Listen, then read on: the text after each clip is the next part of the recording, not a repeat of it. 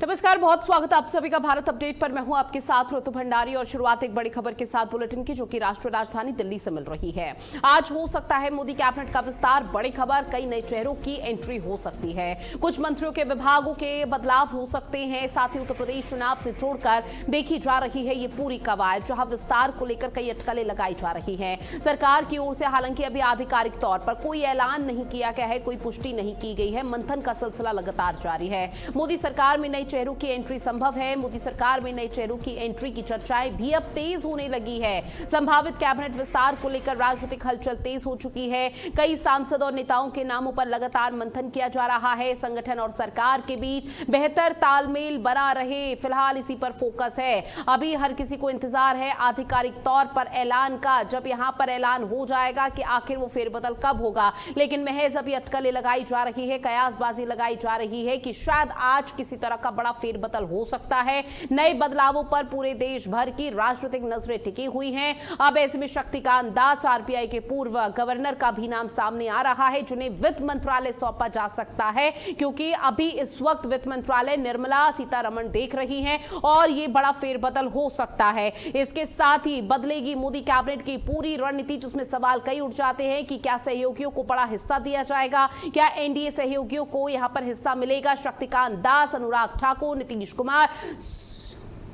सुखेंदु शेखर राय का नाम सामने आ रहा है। अब और जिनके नाम सामने आ रहे हैं वो तरुण चुग, राघव चड्ढा का नाम भी बहुत जोरों के साथ चर्चा में इस वक्त बना हुआ है कि इन नए चेहरों की तरजीह दी जा सकती है, नए चेहरों को एंट्री दी जा सकती है। श्रीकांत शिंदे, महाराष्ट्र के पूर्व मुख्यमंत्री एकनाथ शिंदे और उप मुख्यमंत्री के तौर पर जो भूमिका एकनाथ शिंदे निभा रहे हैं, उनके बेटे हैं और ऐसे में उनको बहुत बड़ी जिम्मेदारी यहां पर सौंपी जा सकती है। और मोदी कैबिनेट में जो महाफेरबदल हो रहा है, ये अलग अलग राज्यों में होने वाले विधानसभा चुनाव के लिहाज से हो रहा है, क्योंकि आपको बता दें पंजाब में चुनाव होने हैं, उत्तर प्रदेश में चुनाव होने हैं, उत्तराखंड में चुनाव होने हैं और 2027 के बाद बाकी राज्यों में चुनाव होने हैं, जिसमें महाराष्ट्र, मध्य प्रदेश, छत्तीसगढ़ भी आ जाता है। तो उस लिहाज से बेहद जरूरी हो जाता है कि 2029 के लोकसभा चुनाव पहले जिन जिन राज्यों में विधानसभा चुनाव हो रहे हैं, तो वहां के समीकरणों को बकायदा इस फेरिस्त के माध्यम से साधा जा सके, जो महाफेरबदल हो रहा है उसके माध्यम से साधा जा सके। अभी से वो सियासी बिसात और पैठ को मजबूत करने का प्रयास, क्योंकि कैडर बेस्ड पार्टी बीजेपी कही जाती है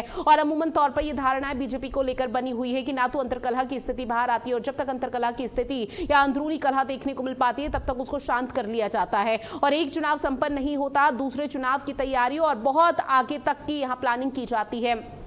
उसका ये बहुत बड़ा उदाहरण है, जहां पर आपको बता दें कि तमाम नामों को लेकर लगातार चर्चाएं हो रही हैं। अब कौन आउट होगा मोदी कैबिनेट में महाफेरबदल को लेकर? हरदीप सिंह पुरी का नाम सामने आ रहा है, निर्मला सीतारमण का नाम सामने आ रहा है। तो मोदी कैबिनेट का बहुप्रतीक्षित ये विस्तार होगा, फेरबदल होगा, जहां संसद के आगामी मानसून सत्र से पहले या जुलाई के शुरुआती हफ्तों में कभी भी हो सकता है। हालांकि आज अटकलें लगाई जा रही है, लेकिन अभी महज इंतजार इस चीज को लेकर किया जा रहा है कि किसी तरह से आधिकारिक तौर पर ऐलान हो जाए और जब आधिकारिक तौर पर पुष्टि होगी, क्योंकि तमाम दिग्गज लगातार मंथन कर रहे हैं तमाम चीजों को लेकर, तमाम नामों को लेकर। लेकिन अब देखना बेहद महत्वपूर्ण है कि आखिर किसको एंट्री दी जाती है, किसको बहुत बड़ी जिम्मेदारी सौंपी जाती है और मोदी कैबिनेट के विस्तार में, मोदी कैबिनेट में जो जगह दी जाएगी, उनकी भूमिका आगे आने वाले समय पर क्या रहेगी। लेकिन इस बीच आपको बता दें कि कुछ ऐसे चेहरे भी हैं जिनको सीधा बाहर का रास्ता दिखाया जा सकता है या फिर कुछ और जिम्मेदारी उनको सौंपी जा सकती है। मंत्रालय और यहां पर जो विभाग है उसमें बड़ा फेरबदल हो सकता है, जिसमें सबसे ज्यादा चर्चा हो रही है हरियाणा के पूर्व मुख्यमंत्री मनोहर लाल खट्टर और इसके साथ ही केंद्रीय वित्त मंत्री निर्मला सीतारमण की, क्योंकि ये वो दिग्गज हैं जिन्होंने अभी तक अपने कार्यकाल में तमाम ऐसी उपलब्धियां हासिल की हैं। और जब बात हरियाणा विधानसभा चुनाव की आती है, तो हरियाणा विधानसभा चुनाव में मनोहर लाल खट्टर को कैबिनेट में जगह इसलिए दी गई थी ताकि नायब सिंह सैनी को मुख्यमंत्री के तौर पर बनाई, वहां पर एक बड़ी उपाधि दी जा सके। और अभी इस वक्त नायब सिंह सैनी हरियाणा की कमान संभाल रहे हैं, लेकिन इस बीच मनोहर लाल खट्टर का नाम अब तेजी के साथ सामने आ रहा है कि शायद उनको सीधा बाहर का रास्ता दिखाया जा सकता है। शक्तिकांत दास के नामों पर भी बहुत तेजी के साथ चर्चा हो रही है, तो इसीलिए सवाल ये कि क्या निर्मला सीतारमण का अब आगे क्या होगा, प्लान बी क्या रहने वाला है और क्या वाकई में जो अटकलें लगाई जा रही हैं उसको आधिकारिक तौर पर वो धरातल पर चीजें वही देखने को मिल पाएगी। शक्तिकांत दास जो कि आरबीआई के पूर्व गवर्नर हैं, उनको क्या अब वित्त मंत्री बना दिया जाएगा, क्योंकि उनके पास नॉलेज है और न सिर्फ नॉलेज, उपलब्धि भी उनकी है और और तमाम ऐसी चीजें हैं जिसके आधार पर ये बड़ा बदलाव किया जा रहा है। लेकिन फिलहाल अभी हर किसी की नजरें टिकी हुई है कि किस तरह से ये बदलाव होता है, क्योंकि आपको बता दें कि शक्तिकांत दास आरबीआई के पूर्व गवर्नर को सीधे कैबिनेट मंत्री के रूप में शामिल करने की अटकलें बहुत ज्यादा तेज चल रही हैं। उन्हें वित्त मंत्रालय जैसी बड़ी जिम्मेदारी सौंपी जा सकती है। श्रीकांत शिंदे जो महाराष्ट्र विधानसभा चुनाव को देखते हुए अभी फिलहाल उप मुख्यमंत्री की भूमिका निभा रहे एकनाथ शिंदे उनके बेटे हैं और शिवसेना सांसद है श्रीकांत शिंदे, जिनको कैबिनेट में जगह मिलना लगभग तय माना जा रहा है। राघव चड्ढा, अशोक मित्तल, इनके नामों को लेकर चर्चा हो रही है। और राघव चड्ढा, अशोक मित्तल वो जिन्होंने आम आदमी पार्टी का दामन छोड़ के सीधा बीजेपी का दामन थामा और उसके बाद से लगातार बीजेपी की तमाम जन कल्याणकारी योजनाओं का जिक्र करते हुए वो नजर आए, लोगों के बीच भी पहुंचे और बाकायदा आम आदमी पार्टी उनके साथ कैसा व्यवहार कर रही थी, आम आदमी पार्टी उनकी बातें नहीं सुन रही थी, इस बात का जिक्र उनकी तरफ से किया गया। और दोनों ही दिग्गजों की तरफ से पंजाब में सिख समुदाय और राजनीतिक संतुलन साधने के लिए विपक्ष से आए कुछ बड़े चेहरे जिसको लेकर अटकलें तेज हो रही है और नामों को लेकर चौंकाने वाली चर्चा हो रही है, क्योंकि पंजाब में विधानसभा चुनाव होने हैं और ऐसे में एक तरफ आम आदमी पार्टी इन दोनों को बागी कहकर करार कर रही है, लेकिन दूसरी तरफ आपको बता दें कि बीजेपी की कोशिश ये रहेगी कि इन दोनों के माध्यम से पंजाब को साधा जा सके। स्नेह कमल मेरे सहयोगी हमारे साथ जुड़े हुए हैं। स्नेह कमल, इस बड़े फेरबदल को लेकर क्या कुछ जानकारी आपके पास? जी बिल्कुल, अगर दिल्ली के राजनीतिक गलियारों की बात करें, मोदी सरकार के कैबिनेट के फेरबदल की जो संभावना है बिल्कुल प्रबल है, क्योंकि मोदी सरकार के तीसरे कार्यकाल में लगभग 2 साल पूरा हो चुका है। और जिस तरह से जो पिछले अगर 1-2 महीने के राजनीतिक घटनाक्रम देखें, जो तमाम दलों के सांसद जो अपने मूल पार्टी से बगावत करके भारतीय जनता पार्टी में शामिल हुए या उनके सहयोगी दलों में शामिल हुए हैं, उन सभी को जो है कैबिनेट में एडजस्ट करने के ऋतु तमाम जो कवायदे चले थे उस पर हो सकता है इस सप्ताह के अंत तक विराम लग जाए, क्योंकि जुलाई के महीने में संसद का मानसून सत्र शुरू होना है। तो संसद के मानसून सत्र से पहले मोदी सरकार का विस्तार हो सकता है। और जिन नामों की चर्चा आपने अभी की ऋतु, उसमें सबसे बड़ा नाम जो है शक्तिकांत दास का। शक्तिकांत दास क्योंकि रिजर्व बैंक के पूर्व गवर्नर रह चुके हैं, वर्तमान समय में जो प्रधानमंत्री के प्रधान सचिव हैं और आर्थिक मामलों के एक अच्छे जानकार के साथ साथ प्रधानमंत्री के विश्वसनीय विश्वास पात्र है।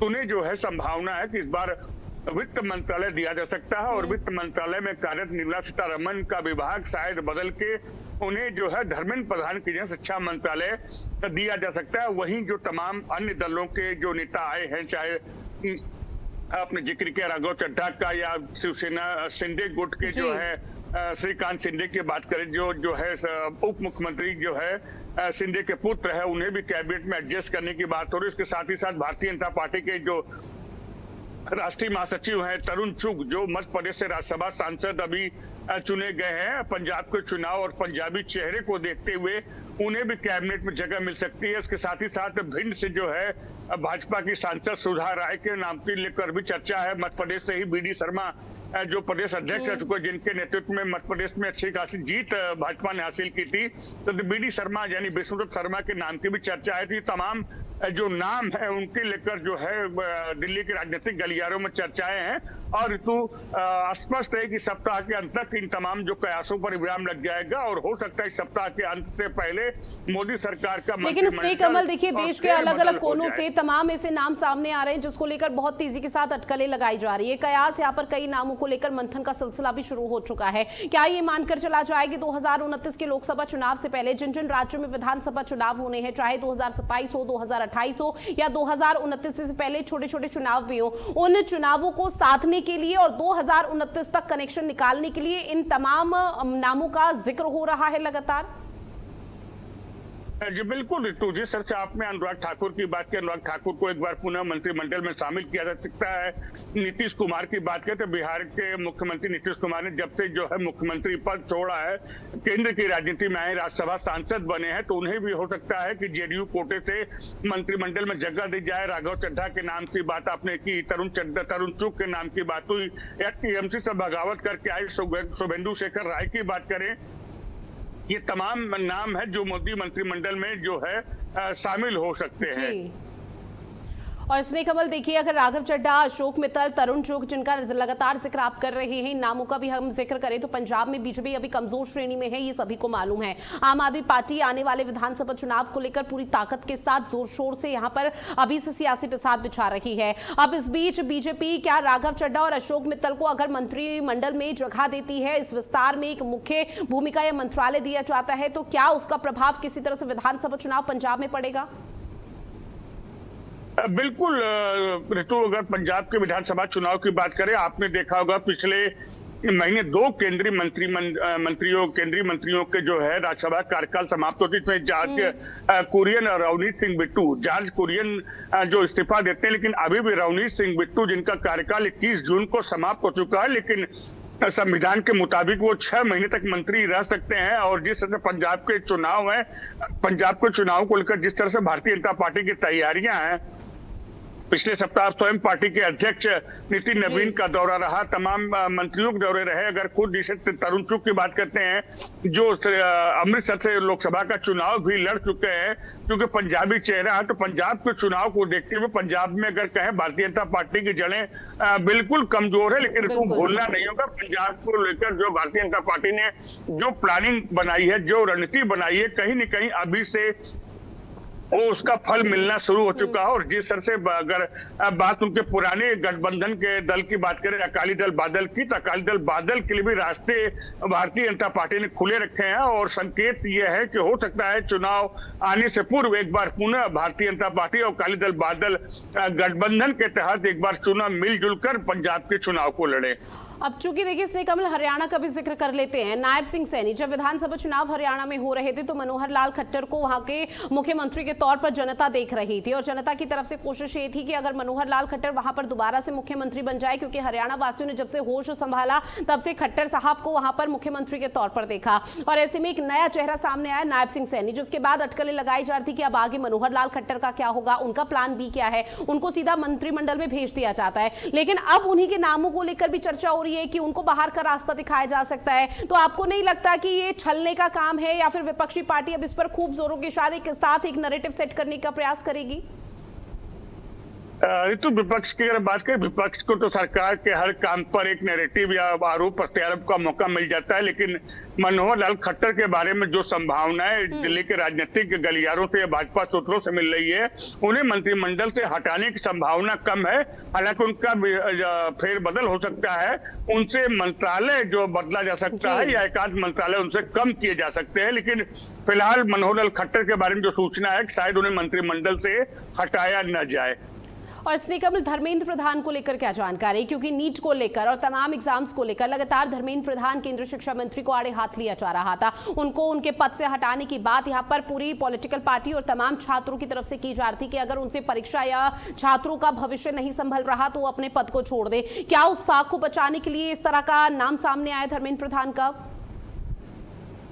बिल्कुल। तो अगर सबसे ज्यादा किरकिरी अगर पिछले 2-3 महीनों में किसी केंद्रीय मंत्री कार्यालय अगर केंद्र सरकार की हुई हो, तो वो नाम है धर्मेंद्र प्रधान का। जिस तरह से नीट की परीक्षा हो, चाहे सीबीएसई के पुनर्मूल्यांकन की या मूल्यांकन की जो बातें हो, उसको लेकर जो लगातार विपक्ष के साथ साथ जो है तमाम न्यायालयों के निशाने पर भी केंद्र सरकार, कई कोर्टों ने बड़ी तल्ख और कड़ी टिप्पणी जो है उनके कार्यशैली पर की थी, या उनके मंत्रालय को लेकर किया था। बार बार कहा था, इतनी घटनाओं के बावजूद जो है शिक्षा मंत्रालय या शिक्षा मंत्री की नींद क्यों नहीं टूटती, क्यों नहीं जागती, इसको लेकर जो सरकार की किरकिरी हुई लगातार।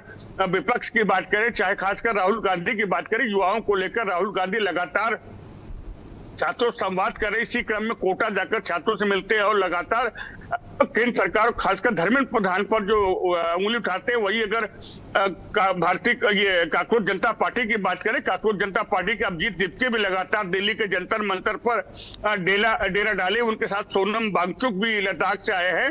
ये सभी लगातार जो है धर्मेंद्र प्रधान के इस्तीफे की या उनके हटाए जाने की मांग करते, तो हो सकता है इस फेरबदल में धर्मेंद्र प्रधान का मंत्रिमंडल से पत्ता कट जाए। निश्चित तौर पर अब आने वाले समय में किस तरह से महाफेर बदल होता है और क्या सियासी मैसेज देने की कोशिश एनडीए की तरफ से की जाती है, वो देखना बेहद दिलचस्प है। बहरहाल जानकारी साझा की उसके लिए बहुत शुक्रिया स्नेह कमल आपका।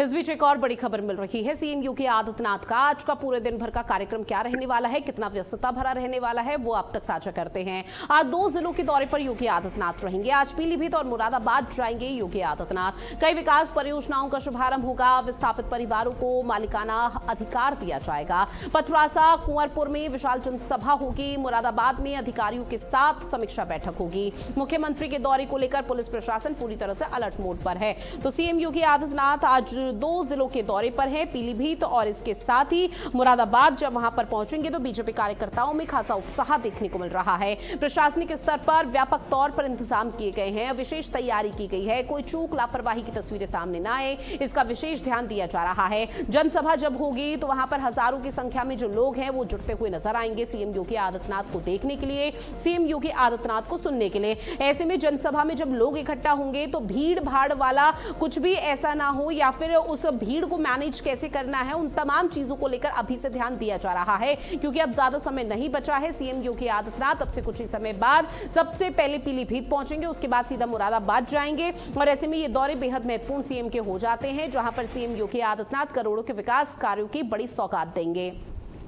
इसके साथ ही आने वाले समय में भले ही चुनाव हैं और चुनाव के लिहाज से इस दौरों को जोड़कर देखा जा रहा है, और इन दौरों के माध्यम से सीएम योगी आदित्यनाथ की तरफ से संदेश दिया जा रहा है कि आपकी चाहे कितनी भी बड़ी परेशानी हो और कैसी भी परिस्थिति हो, राज्य सरकार पूरी तरह से उनके साथ खड़ी है। और उसी को लेकर पीलीभीत और मुरादाबाद के दौरे पर सीएम योगी आदित्यनाथ पहुंच रहे हैं। और ऐसे में ये दौरे बेहद महत्वपूर्ण, जहां प्रशासनिक स्तर पर तमाम और व्यापक तौर पर इंतजाम किए गए हैं। महज अब सीएम योगी आदित्यनाथ का इंतजार किया जा रहा है। जब सीएम योगी आदित्यनाथ इन दोनों जिलों पर पहुंचेंगे, लोगों से मुखातिब होंगे, लोगों से बातचीत करेंगे और इसमें एक बड़ी सौगात देते हुए योगी आदित्यनाथ नजर आने वाले हैं। तो बड़ी खबर, जहां आज 2 जिलों के दौरे पर योगी आदित्यनाथ, आपको बता दें कि मुरादाबाद और इसके साथ ही पीलीभीत में विकास कार्यों की बड़ी सौगात देंगे।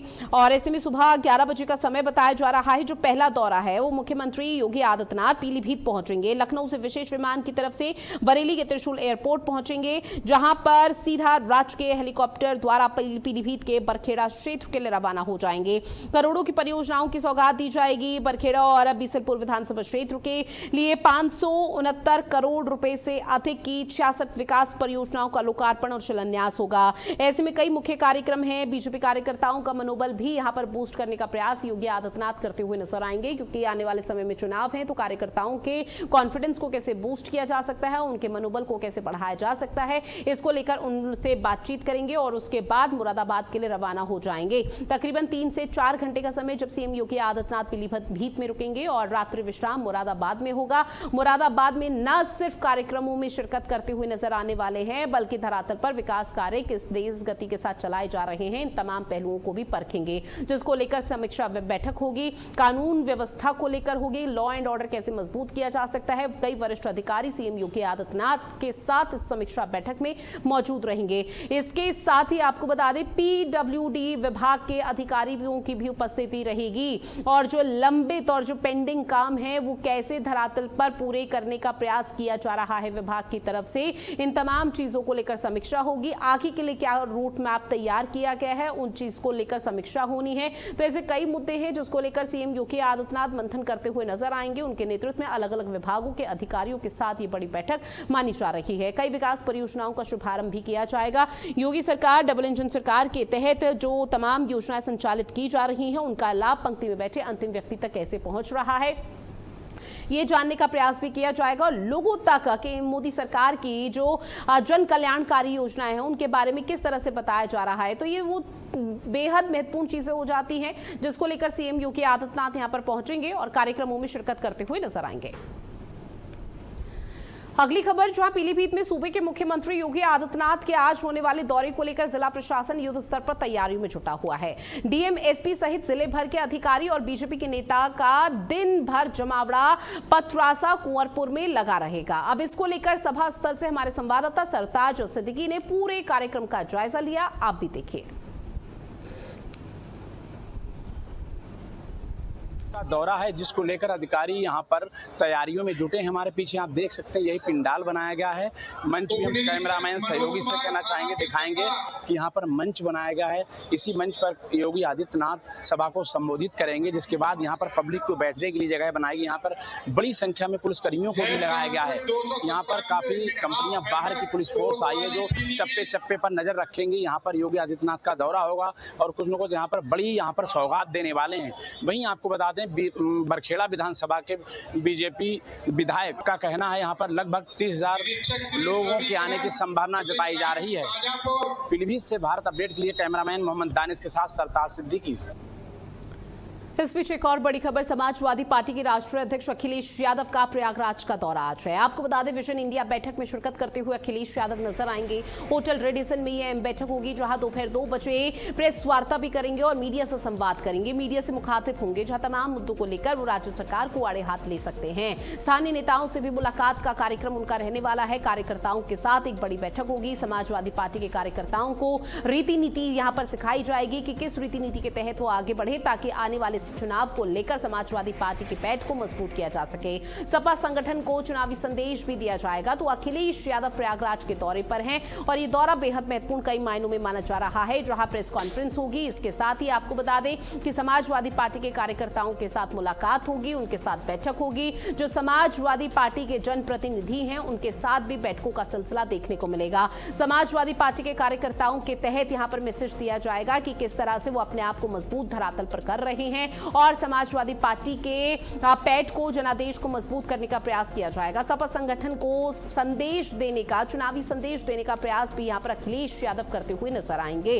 तो बेसब्री के साथ समाजवादी पार्टी के कार्यकर्ता इस वक्त अखिलेश यादव का इंतजार कर रहे हैं और प्रयागराज का दौरा बेहद महत्वपूर्ण हो जाता है, जहां सपा के राष्ट्रीय अध्यक्ष अखिलेश यादव का प्रयागराज का दौरा है। विजन इंडिया बैठक में शामिल होंगे अखिलेश यादव। विजन इंडिया बैठक में बाकायदा इस बात का जिक्र किया जाएगा कि किस तरह से आगे आने वाले समय के लिए, चुनावों के लिए समाजवादी पार्टी के पैठ को मजबूत करना है और रीति नीति को तैयार करना है।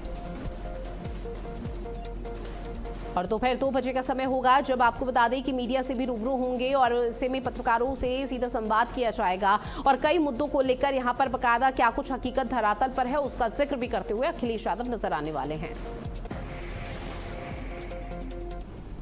अब बात करते हैं प्रतापगढ़ से मिल रही बड़ी खबर की, जहां तेज रफ्तार कार का टायर फटने से एक बड़ा हादसा हो गया। अनियंत्रित हुई कार ट्रक से टकराकर पलट गई। हादसे में एक कार सवार 4 लोग घायल हुए हैं। झारखंड से दिल्ली जा रहे थे कार सवार। सेफ्टी टीम ने घायलों को एम्बुलेंस से सीएचसी भेजा है, जहां पर उनका इलाज जारी है। महेशगंज थाना इलाके के गंगा एक्सप्रेसवे का ये पूरा मामला बताया जा रहा है। तस्वीर आपकी टीवी स्क्रीन पर। पूरी तरह से कार का जो परखच्चे हैं पूरी तरह से क्षतिग्रस्त हो चुकी है और ऐसे में इन तस्वीरों के माध्यम से अंदाजा लगाया जा सकता है कि हादसा कितना भीषण और कितना भयावह रहा होगा। झारखंड से दिल्ली जा रहे थे कार सवार, जब ये बड़ा हादसा हुआ, सेफ्टी टीम ने और जो तमाम प्रशासनिक अमला पहुंचा हुआ है वो रेस्क्यू किया गया। घायलों को तुरंत एम्बुलेंस से सीएचसी भर्ती कराया गया, जहां पर उनका इलाज जारी है। प्रतापगढ़ से ये तस्वीरें दिखा रहे हैं। तेज रफ्तार कार का टायर फटने से ये बड़ा हादसा हुआ है।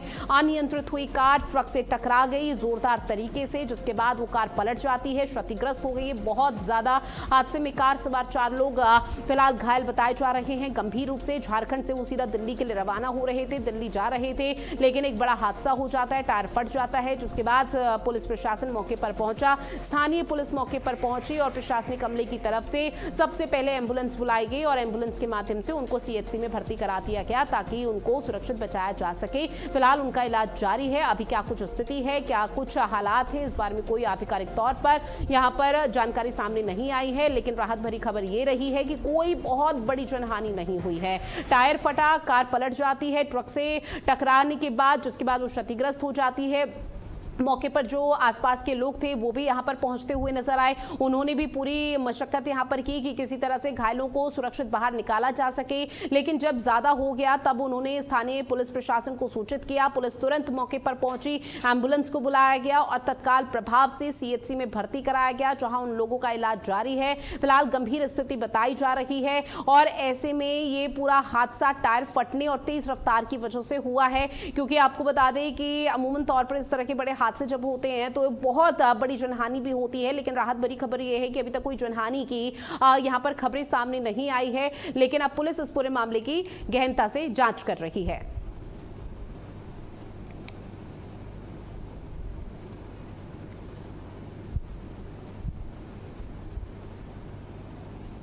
अब बात करते हैं बुलंदशहर से मिल रही बड़ी खबर की, जहां पति ने की पत्नी की हत्या, धारदार हथियार से गला रेत कर हत्या की गई है। वारदात को अंजाम देकर आरोपी पति मौके से फरार हो जाता है। मौके पर पहुंची पुलिस मामले की तफ्तीश में जुटी हुई है। कोतवाली स्याना क्षेत्र के गांव हाजीपुर का ये पूरा मामला है। धारदार हथियार से गला रेत कर हत्या की गई है। बड़ी खबर जहां आप तक साझा कर रहे हैं। आपको बता दें कि वारदात को अंजाम देकर आरोपी पति मौके से फरार हो गया। फिलहाल पुलिस आरोपी पति की गिरफ्तारी के लिए लगातार प्रयास कर रही है, तलाशी कर रही है।